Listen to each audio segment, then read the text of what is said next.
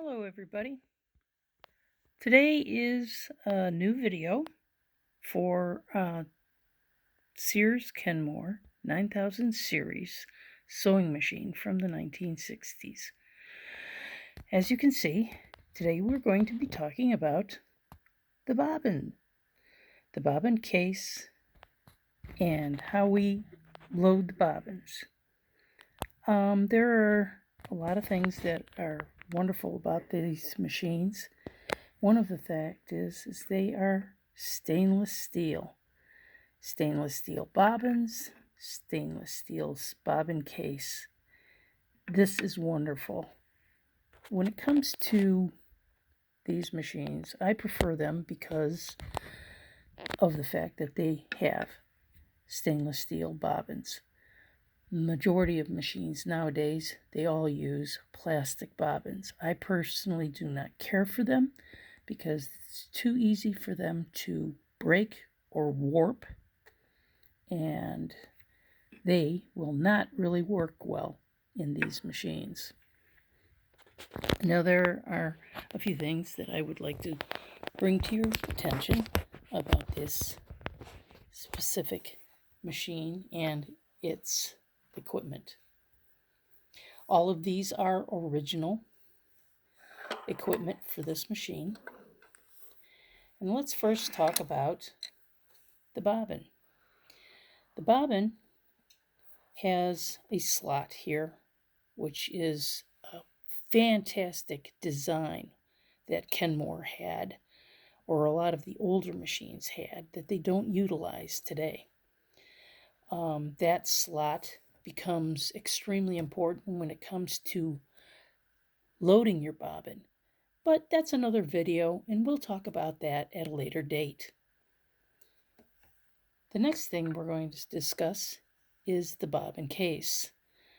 This case has a couple attributes that I want to bring to everybody's attention that people may not necessarily know what they are.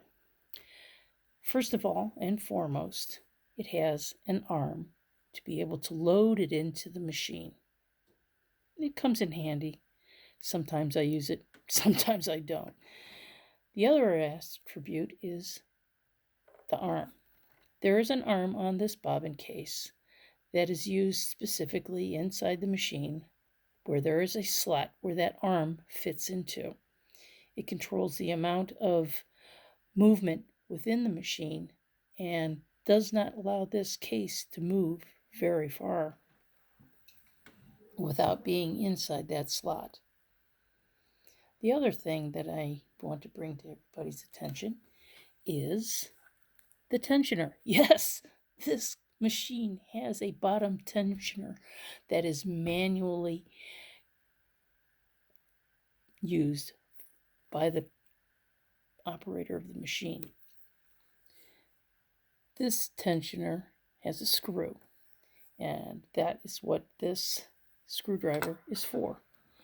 Now, when I am working with my machine and I'm getting my tensioners set for the material that I'm using, I usually have the arm for this bobbin facing down.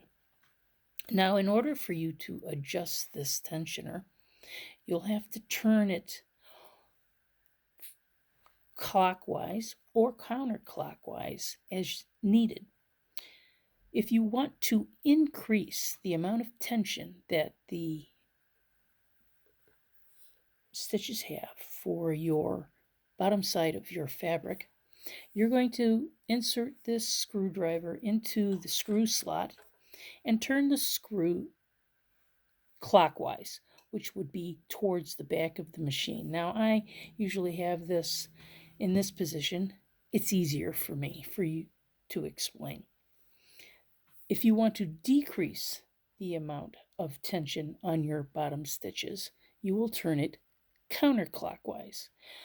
My bobbin is set for the material that I'm going to be working on tonight, and I'm not going to adjust it to show you how it's actually done. But I think just describing how it's done is self-sufficient.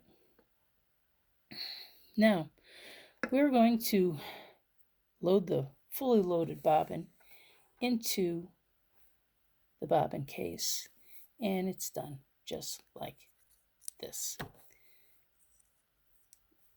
Now you're going to take your thread, and there is a slot right here, and you're going to put your thread into that slot and pull towards you. Now, once you get it down to this position, you're going to pull it again. That click tells you that the bobbin is loaded properly into the bobbin case and it's ready to go into the machine.